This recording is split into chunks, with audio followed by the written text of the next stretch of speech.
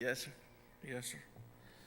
So I appreciate y'all praying for my mother-in-law. I don't know if y'all heard, she did finally come home Friday evening about 6 o'clock. So that's the first time she'd been out of a hospital or rehab facility in about 5 weeks. So she was glad to be home, and she's at the house right now and trying to build up her strength. So hopefully she'll make it to church by Wednesday night. But appreciate y'all praying for her. They still have not come up with the reason why she had all her problems, though. That's the only thing that's got everyone a little nervous right now, is that they never figured out what caused it. So if you don't know what caused it, you're not treating it. And if you're not treating it, it might just happen again. And so the nurse was at the hospital right there as we were leaving. The nurse was at the hospital, and I think they're going to keep drawing blood to make sure her levels don't get out of whack and try and catch it early again. But she seems to be in pretty good spirits right now that she's out of the hospital and breathing fresh air again. So appreciate y'all praying for her. And all right, if you have your Bible, turn to 2 Chronicles chapter number 29. 2 Chronicles chapter number 29. We're going to do our best to finish 29 this week so we can get to 30 starting next week. And so we stopped in verse number 19 last week. Again, we're talking about Hezekiah, and Hezekiah had become king of Judah after his father Ahaz had died. And as soon as he became king, he started making changes, and making changes for good, not for bad. He started making changes to turn the kingdom back to God, and so the first thing he does is he brings in the priests and the Levites, and he talks to them, and he almost says, for such a time as this. He almost says it that way, but he doesn't quite say it that way. But he basically tells them, hey, this is our time, and we need to step up.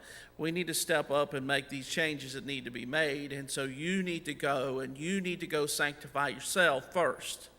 And then we need to go to the house of the Lord, and we need to sanctify the house of the Lord. And so, like we talked about, it started on the first day, the first month, and they worked for about 16 days.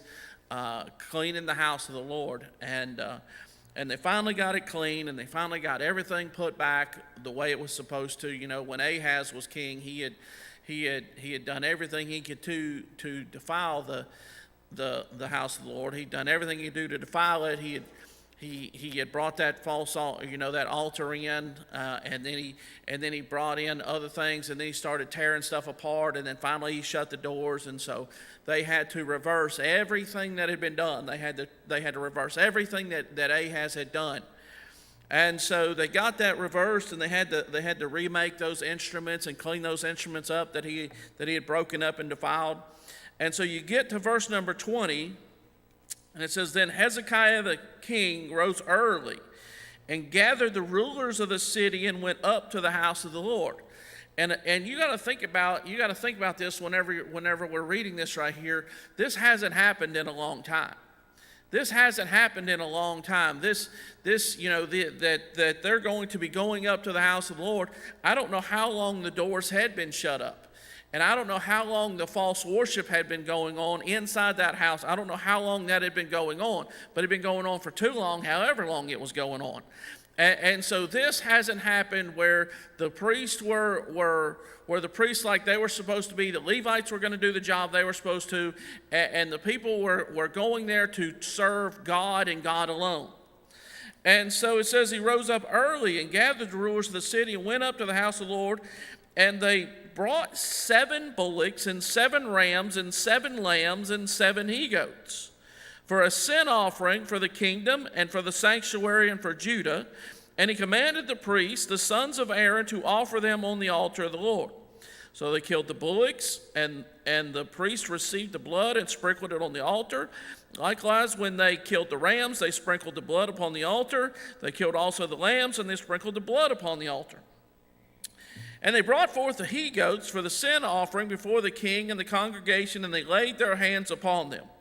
And the priests killed them, and they made reconciliation with their blood upon the altar to make an atonement for all Israel. For the king commanded that the burnt offering and the sin offering should be made for all Israel.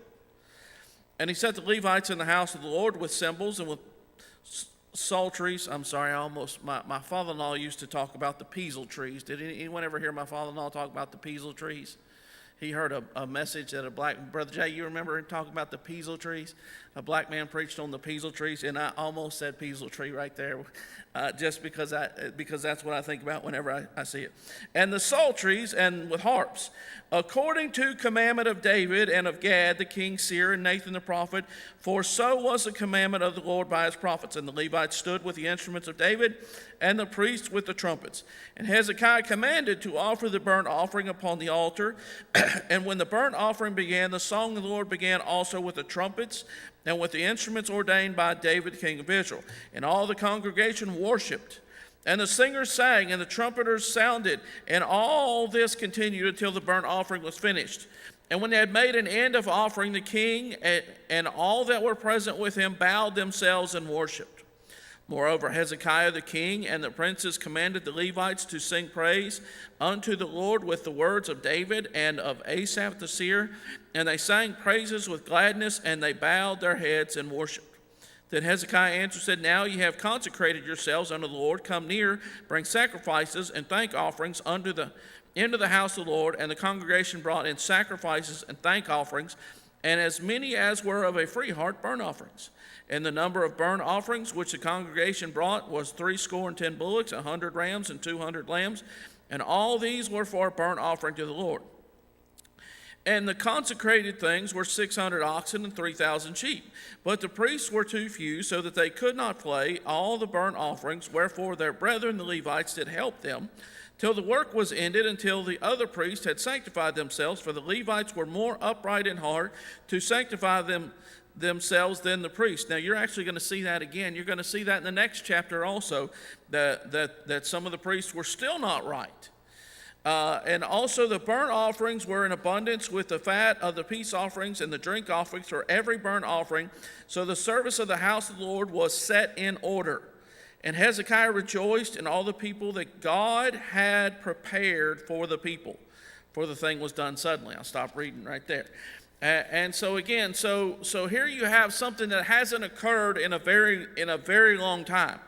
And so when I read about it, Brother Jay, when I read about it, in verse number 21, it says, and they brought 7 bullocks and 7 rams and 7 lambs and 7 he-goats for a sin offering. And I read it, and when you look back in I believe it's Leviticus chapter number 4.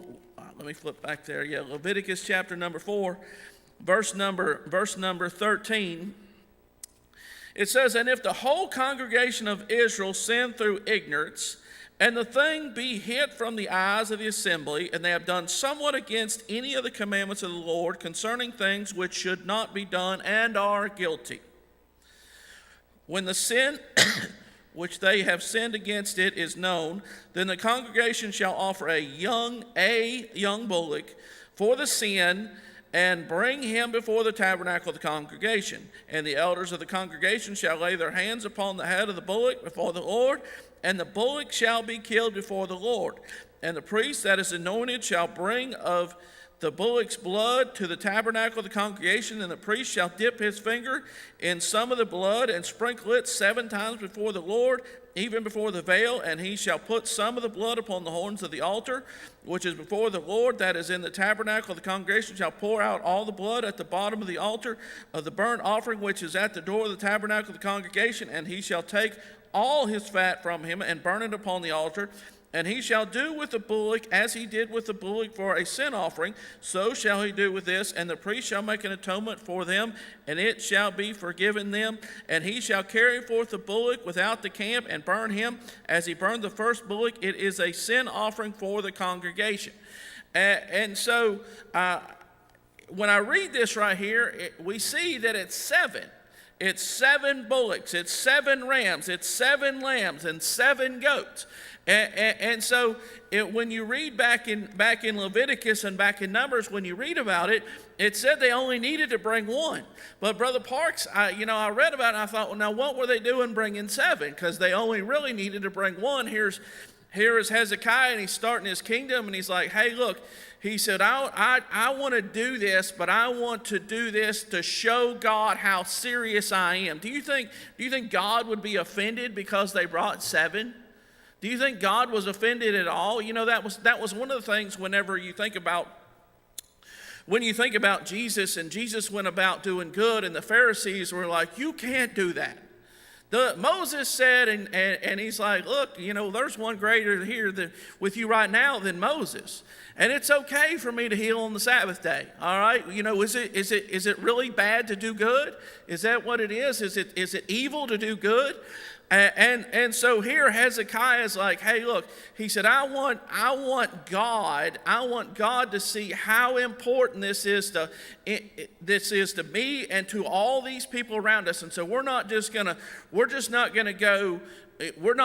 go and do a little bit. We're going to go the extra mile, and then the extra mile, and another mile. We're going to go 7 miles extra because we want God, because we understand how evil it was before, how evil, and he had to acknowledge it was his father, how evil my father was, how evil the priesthood was before, because he did, the priest was doing what Ahaz said. He never said, hey, let's not do this. Just whatever Ahaz said, all right, if you want to do that in the house of God, do it in the house of God. All right, if you want me to sacrifice on this altar instead of the Lord's altar, that's what we'll do. And so here's Hezekiah, and he's looking at this, and he's like, hey, look, we're not just going to go part way. We're not just going to do what's barely necessary. You see that. You see that. You think, if you're paying taxes, what do? You try and pay the bare minimum. No one ever looks at their taxes and says, you know what, government sure was good this year. I think I ought to give them an extra couple $1,000s. You're not going to do that with your taxes. But whenever it's something that your heart is in, that you love, and you're like, hey, I want them to see, I want them to see. I'm not just going to bring my wife a single rose. I'm going to bring her a dozen roses. Or I'm going to bring, you want to go the extra mile. And so I think Hezekiah looked at this and he said, we're going to do this. We're going to do this all the way. All the way. And the people that were with him, the priests that sanctified themselves, and the Levites, they were for it as well. And so he said in there, he said it's for a sin offering for the kingdom and for the sanctuary and for Judah. And so he's like, hey, look, he said, I understand that, number one, the kingdom, which, in my mind, when he says the kingdom, he's looking at his rulership. It's the kingdom. Hey, look, it had gotten corrupted. And I don't want to be punished for the sins of my father. I don't want to be punished for the sins of my father, and I want God to see that I don't want to be like my father. I don't want to be like that. I'm not going to worship under every green tree. I'm not going to bow down to any altar. I'm not going to walk into another country and see the God, the little g God that they're worshiping, and say, you know what? Hey, that looks pretty cool right there. I think I'm going to bow down to that God as well. I'm not going to bow down to a God from a country that is defeating me. If that country is overpowering me, I'm not going to say, like my father did, hey, because they're defeating me, their God must be more powerful than the God of Israel. And so he said, first of all, he said for the kingdom. Then he said for the sanctuary. And again, we've talked about how that Ahaz had corrupted the sanctuary. He had corrupted that thing. He had corrupted that thing. The very first thing that they had to do was open the doors, because he'd locked it. They had to repair the doors and then open the doors because he'd shut them out. He'd shut them out, and so that sanctuary had been defiled. And then the last thing was for Judah. It was for the whole nation. For the whole nation of Judah. He's like, look, I mean, you think about it. It's kind of like, the saying, when the cat's away, the mice will play. But I mean, you think about whenever you have a leader, that doesn't care about God, and you have a leader that basically is encouraging you to not serve God, what's going to happen? That nation is going to follow that leader, and they're going to follow that leader down into idolatry.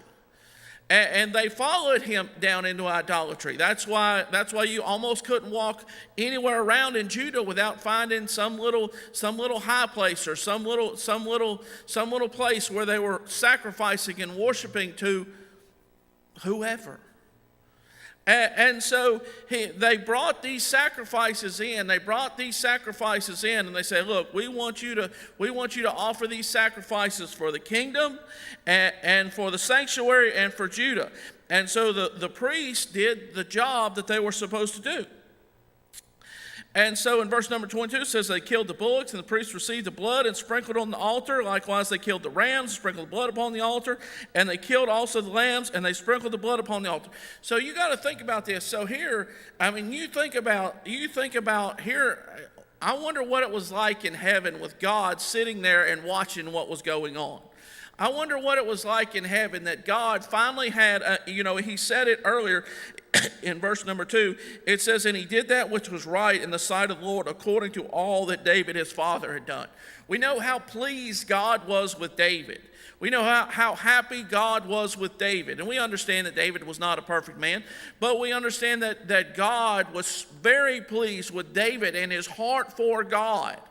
And now God has another king on the throne of Judah that has a heart for God like David did.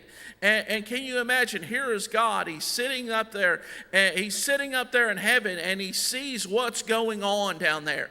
I mean, can you imagine how pleased he must have been, how satisfied he must have been to see, after all the corruption and all the filth and all the stuff that they had done to defile that house and to turn Judah away from God, that here comes Hezekiah, and the very first thing he doesn't say, hey, let's fix up the king's house.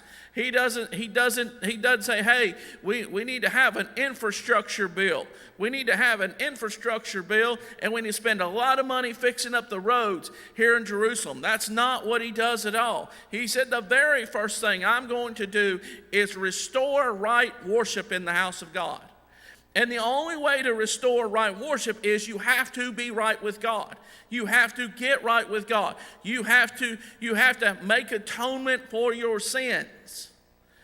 And so that's what he does. And then in verse number 23, it says, and they brought forth the he-goats for a sin offering before the king of the congregation, and they laid their hands upon them.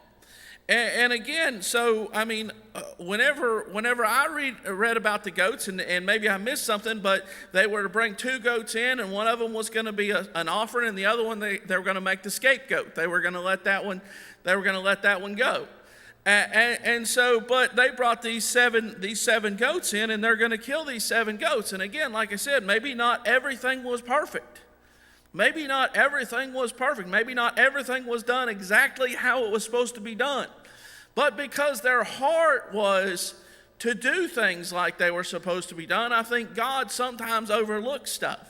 I think sometimes God overlooks and says, you know what, they didn't quite do it exactly how it was supposed to be done, but I'm going to overlook it. Now, there are other times where he didn't. You remember whenever they were bringing the ark up, and they were having a good time bringing the ark, but as soon as they laid their hands on that ark, God's like, nope.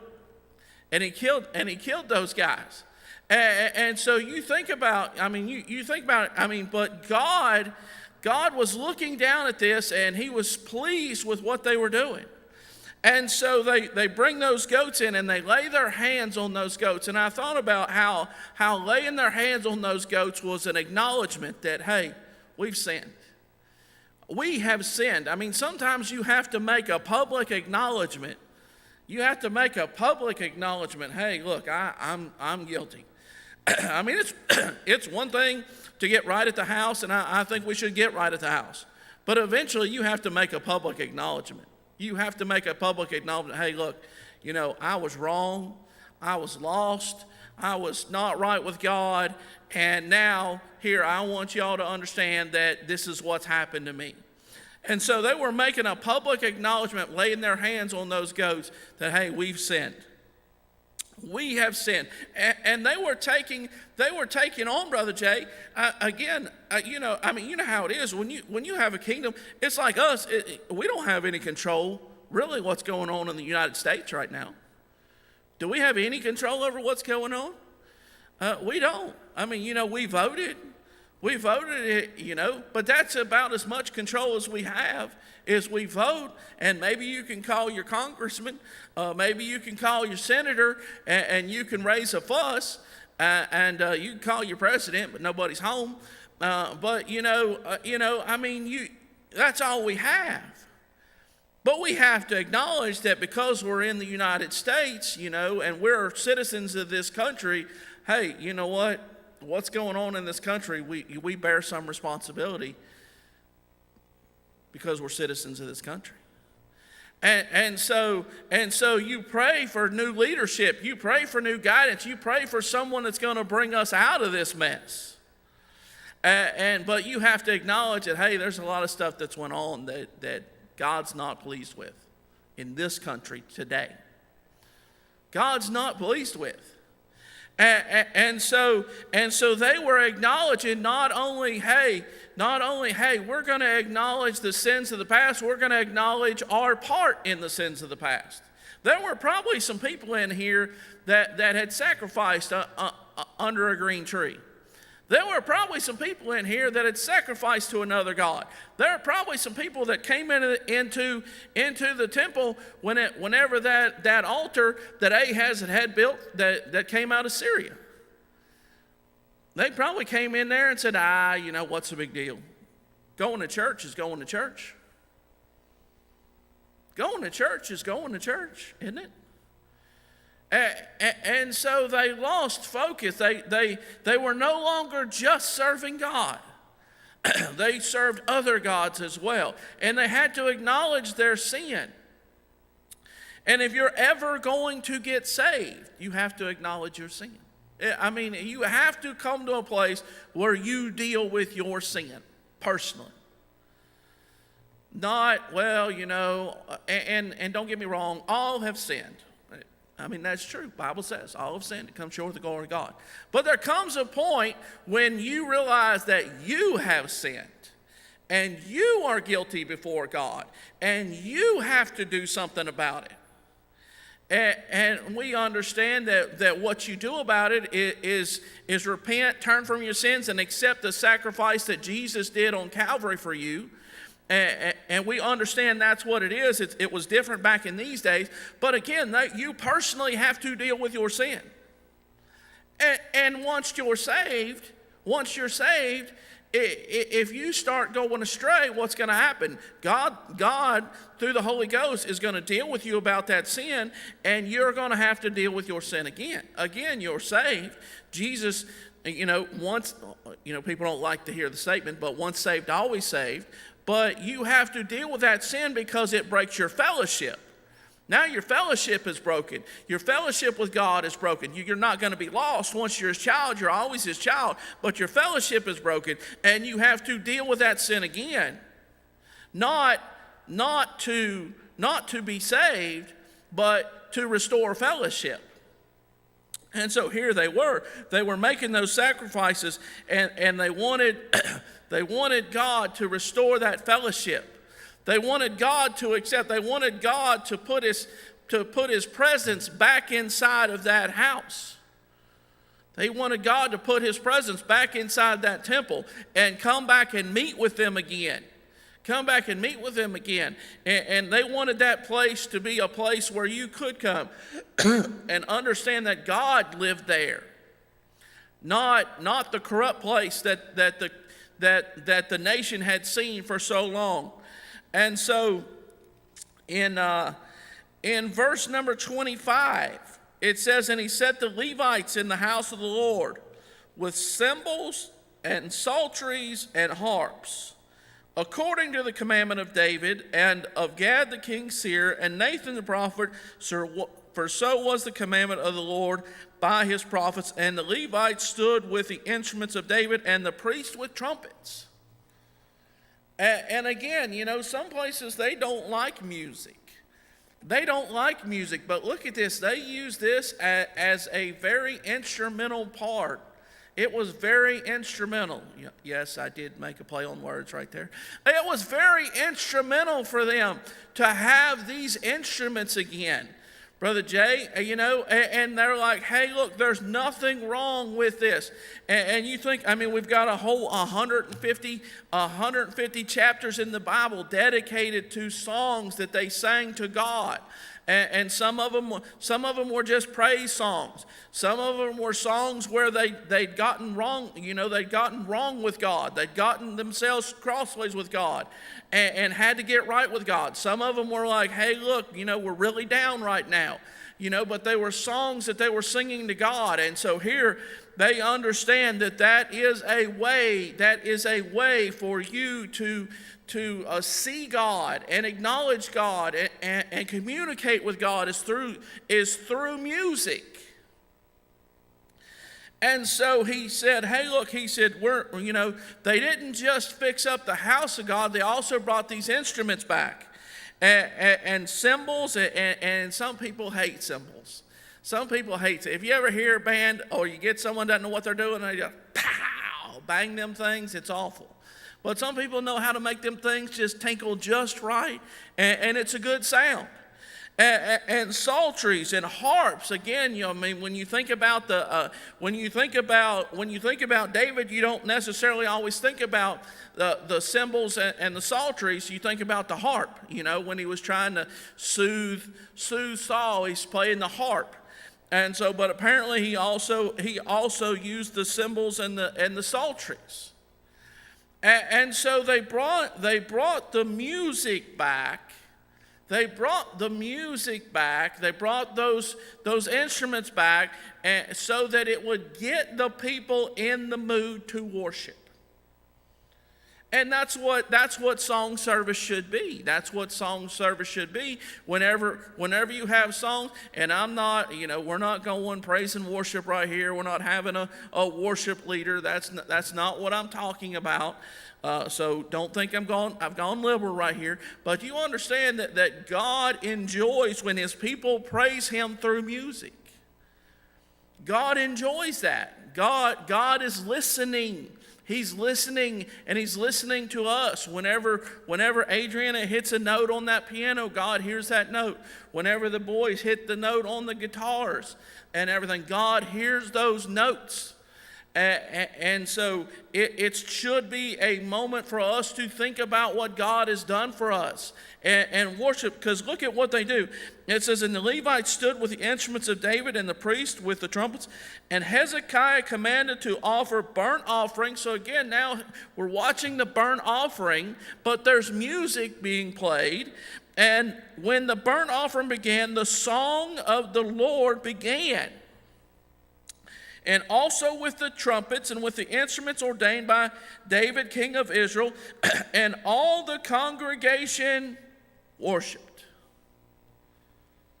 When is the last time you took the time to worship?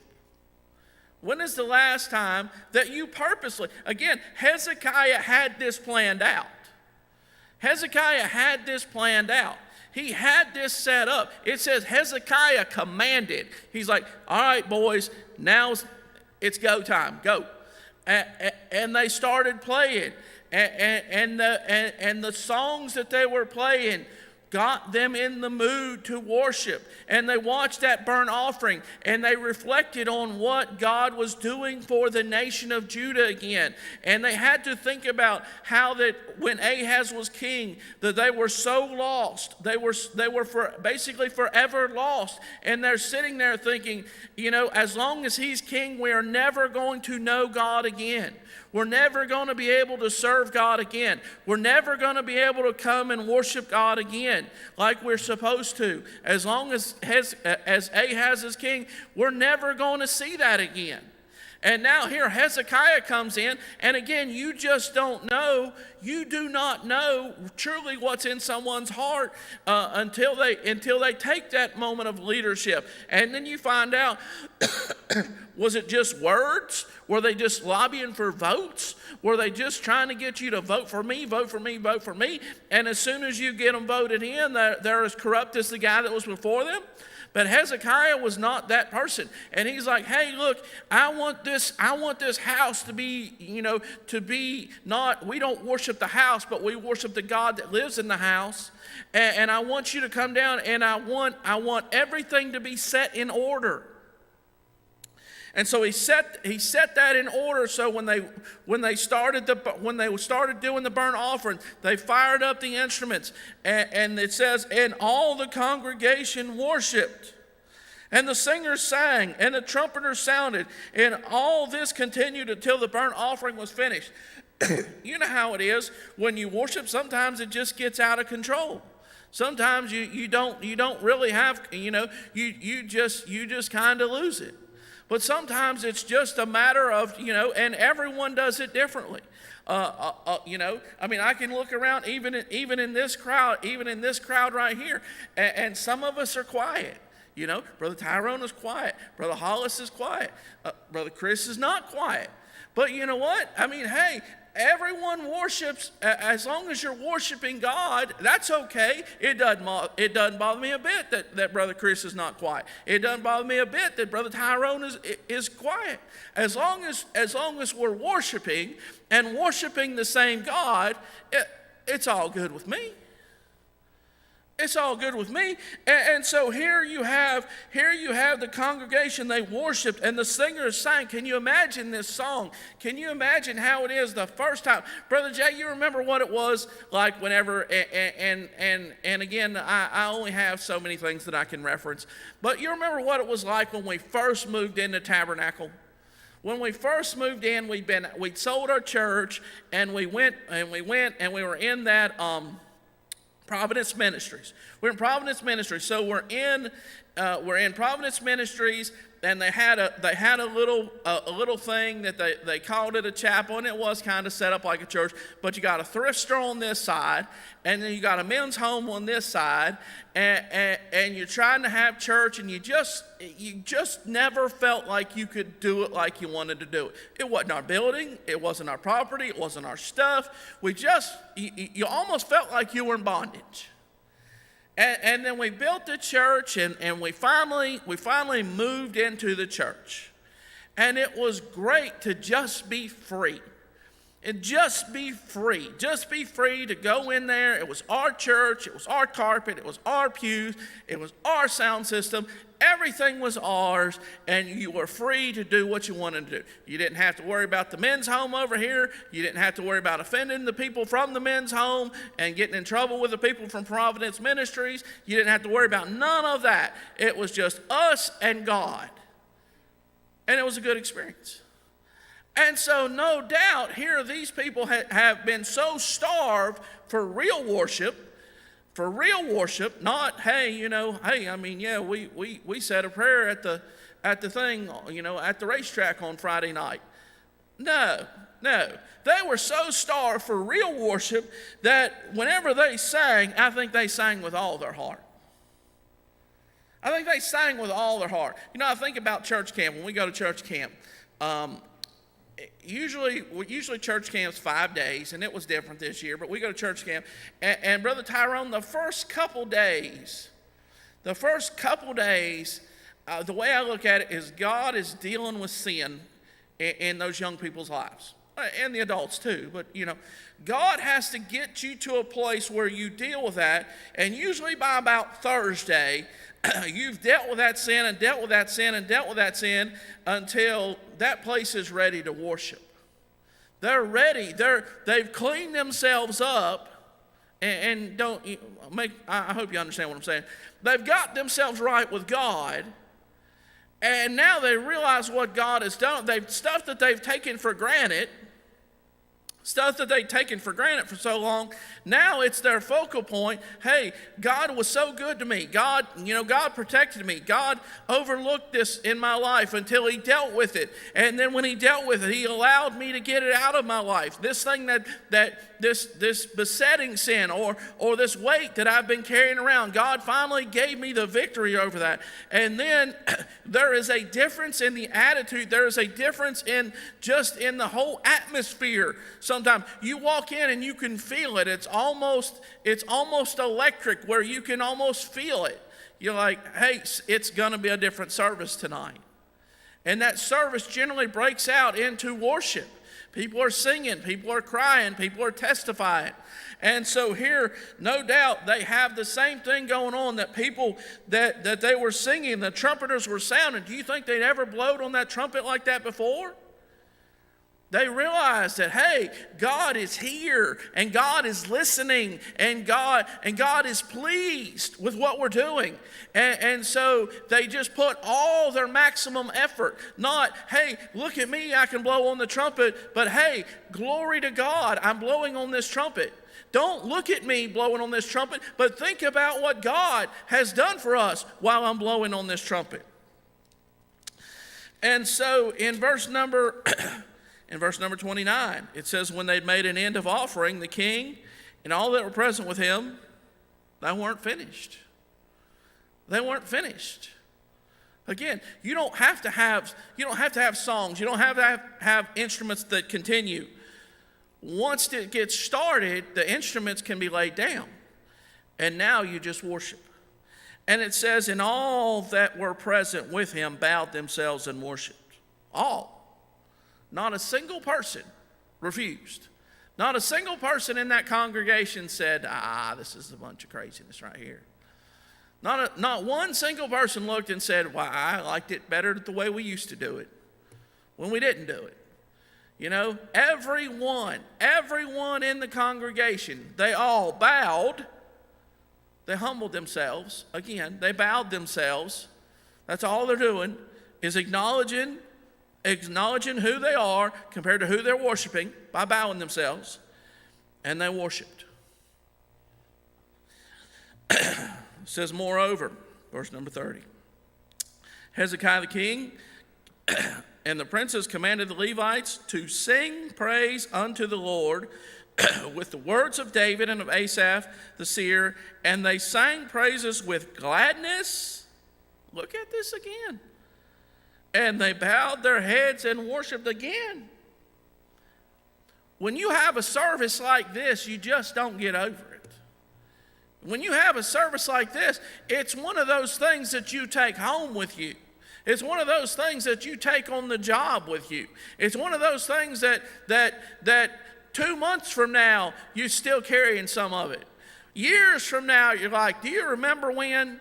Do you remember when we had that service? Do you remember when we had that service? That's the kind of service that God was allowing them to have. Why? Because they were willing to deal with their sin. They were willing to acknowledge their sin. They were willing to atone for their sin. And they were willing to worship God. And so God said, hey, look, I'm going to give them a service. I am going to give them a service that's going to carry them for years and years and years. They can look back and say, hey, were you there? I was there. Were you there? Oh, yeah, I was there. Oh, yeah, I remember when. And so God gave them that service, and they continued to bow their heads, bow themselves, and worship. Verse number 31. Again, Hezekiah is in charge here. He's the king, but he's leading the worship. He's leading the church service. He tells them when to make the sacrifices. He tells them when to fire up the band. He tells them now. He said, then Hezekiah answered and said, now ye have consecrated yourselves unto the Lord. Come near and bring sacrifices and thank offerings in the house of the Lord. And the congregation brought in sacrifices and thank offerings, and as many as were of a free heart, burnt offerings. So here is Hezekiah, and he's like, hey, look, he said, all right, you've consecrated yourselves now. But there's some stuff that we've neglected to do for years and years and years.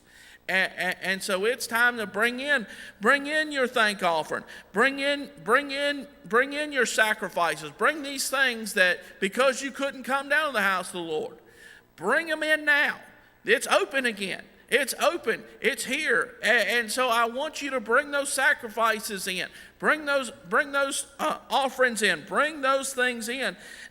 And in verse 32 down through, it begins to tell you how many of the different offerings that they brought. But I want to get down here real quick because I'm about out of time. In verse number 35, and also the burnt offerings were in abundance with the fat of the peace offerings and the drink offerings for every burnt offering. Oh, hang on, I skipped it. But the priests were too few. This is very sad to me. This is very sad to me. But the priests were too few, so that they could not flay all the burnt offerings. Wherefore their brethren the Levites did help them till the work was ended, until the other priests had sanctified themselves. I mean, you got to think that if you remember, whenever Hezekiah took over, he brought in the priests, he brought in the Levites, and he said, sanctify yourselves. And there were some that said,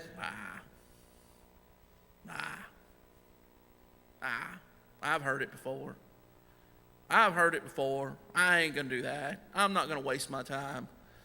I mean, can you imagine being a priest, called of God through your birthright, basically, to be a priest of God, and they just had the service that they had, and you're sitting on the outside looking in because you said, it's not worth it. I'm not going to clean myself up. I'm not going to change my ways.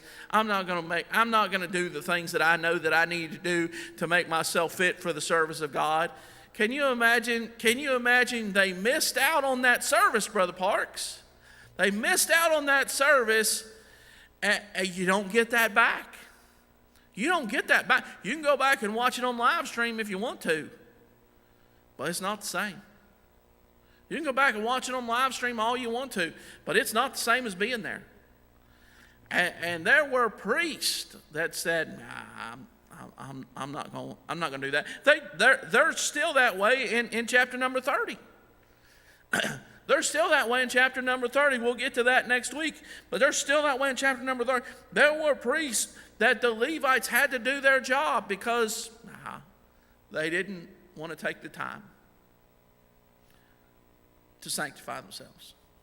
They're like, whatever their reason was. Maybe they didn't believe Hezekiah. Maybe they were under the old regime and they liked how it was when Ahaz was in charge. For whatever it was, they said no. But the Levites, on the other hand, they were serious. And they got to enjoy the benefits, and they even got to do a job that they were not called to do because they had to have help. And the Levites are like, hey, we've sanctified ourselves. We'll help. We'll help you do. We'll get to do something that we were not even supposed to do. Why? Because they got right with God. Because they got right with God. And then the last thing I want us to look at is in verse number 36, and Hezekiah rejoiced, and all the people that God had prepared the people. God had prepared the people, Brother Parks. And again, sometimes when you go through stuff, you don't understand that it's God preparing you. You go through an Ahaz to get you to the place where you're so eager. You are so eager for that house of the Lord to be opened back up. You are so eager. You go through those desert places in your life. You go through those dry times where you don't feel a thing. Or you go through those times where you don't understand what God is doing. And then all of a sudden you come out on the other end and God had prepared you for a certain time and a certain place and a certain thing to do. God prepared you specifically for that moment. It says that God had prepared the people. The people were prepared. It wasn't just, hey, Hezekiah was in charge. He was in charge. And God had prepared Hezekiah. God prepared Hezekiah. But God prepared the people. If you want to have a good church, you can have the best pastor in the world. God has to prepare the people as well. And the people have to be willing to do what God prepares them to do. And so God prepared the people, and it says in the last thing, for the thing was done suddenly. It was unexpected. I mean, Hezekiah takes over again. I mean, you take over, and you're like, well, I'm king now. You know, I'm pretty young. What was he, 25 years old when he took over something? I'm 25. You know, I'm young. I got my whole life ahead of me. We'll start making a few changes. No. Day one of the first day of his kingdom, he said, this is how we're going to do it. We're making changes. And from that very day, they made those changes. They started those changes up to this point. This is probably what, day 17 or 18? It was 16 days. It was 8 and 8, 16 days of them cleaning up. And then they got up the next day. So, you know, this is probably day 17 or day 18 of his kingdom. And it happened suddenly. You know, I mean, there was no time for opposition to be mounted. They were not going to bring a vote to it. Hey, do y'all think we should fix up the house of the Lord? Hey, how many of y'all would be happy if we fixed up the house of the Lord? There was no vote. God prepared the people. God prepared Hezekiah, and he set the people to work, and it happened suddenly. It happened quickly. Why? When God prepares you to do something, that's when you do it. You know? You're not going, well, you know, maybe one of these days I'll get around to it. I'll get around to it. I remember when I was a kid, the Methodist church had this big thing because the Methodist church was right on the main street in town. You rode by, and had this big thing, and it said around to it. And I was like, what in the world is around to it? And then I realized it was a play on words because people were like, I get around to it, I get around to it, I get around to it, and you never get around to it. But Hezekiah got around to it immediately because God had prepared them. And because of that, God rewarded them. He rewarded them with a worship service. He rewarded them with being there and to feel that and to experience that and to know that God had put his hand on that kingdom and things were going to be different in Judah. The next time the armies came up, they didn't have to sell everything. Now we're going to see that he ends up doing it. But he didn't have to. Why? Because it said that God prospered Hezekiah. So, all right. Thank y'all very much.